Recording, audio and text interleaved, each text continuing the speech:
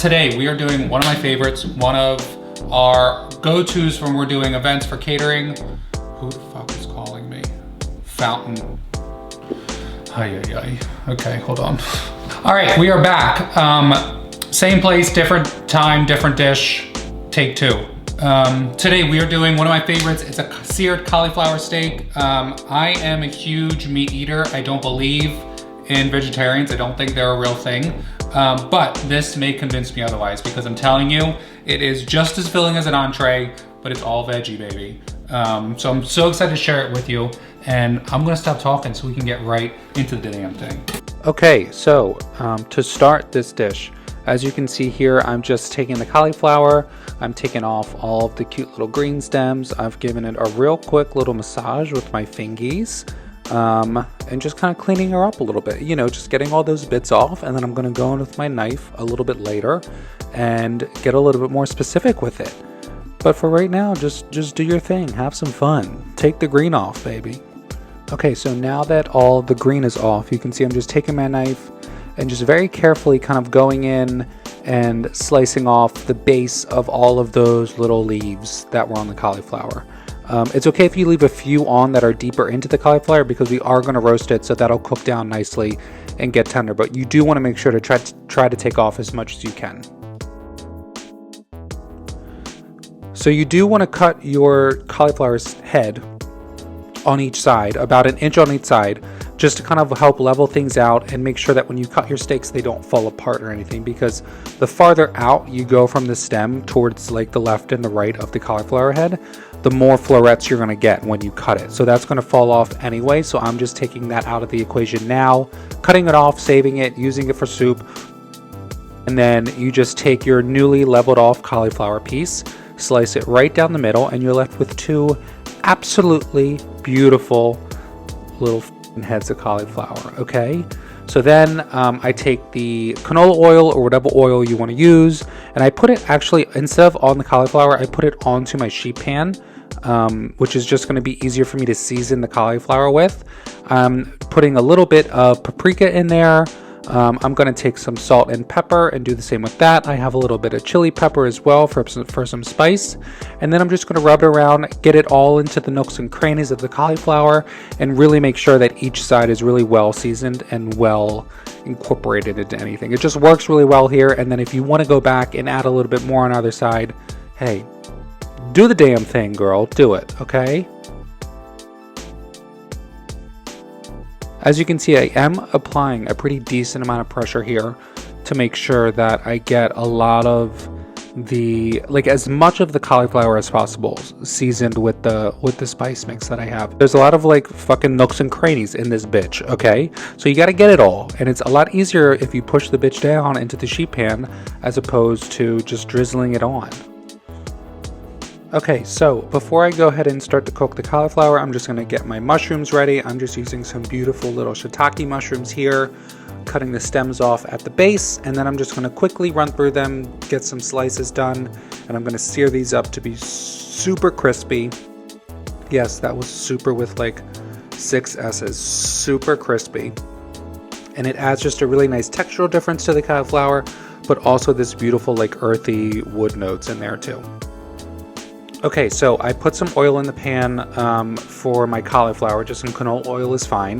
You want to make sure you get that pan really hot first, so you get a really nice sizzle as soon as you put the cauliflower in, because we're doing a 2-step cooking method here. So really the only thing we need to accomplish here in the pan is just getting a really nice crust on both sides of the cauliflower, because then we're going to stick it into a 400-degree oven to finish cooking the rest of the way.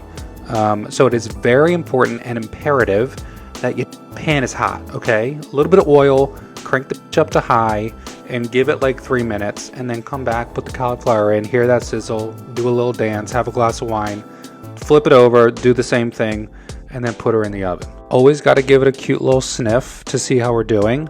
And it also helps to have a spatula here, because the struggle I'm going through trying to flip this over with some tongs is a struggle. I am driving the struggle bus, but look at that crust. They look amazing. You should have really nicely charred the other side of the cauliflower like you see here. Don't worry about like the sides, just because there's so many different like levels that you're going to have to deal with that you're going to get an uneven sear either way. So it's just not worth it. So I just like to get the 2 flat side seared the best I can.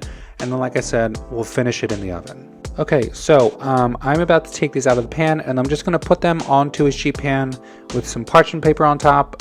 Foil works great, or nonstick spray, whatever you have is fine. And then, like I said, we're just going to put this right into the oven and finish in the oven.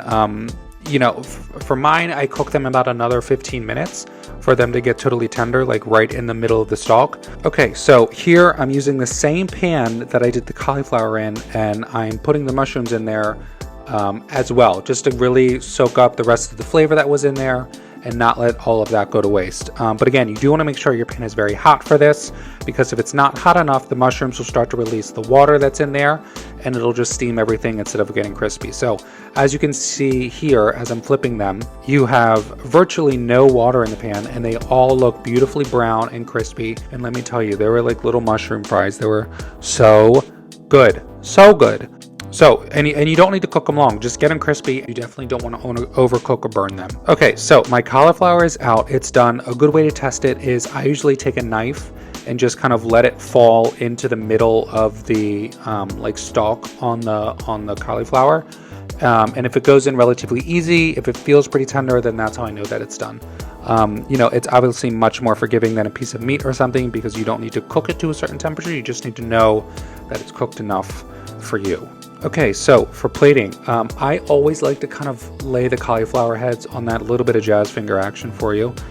Lay the cauliflower heads on there as if they, like I just cut it and it fell open like that.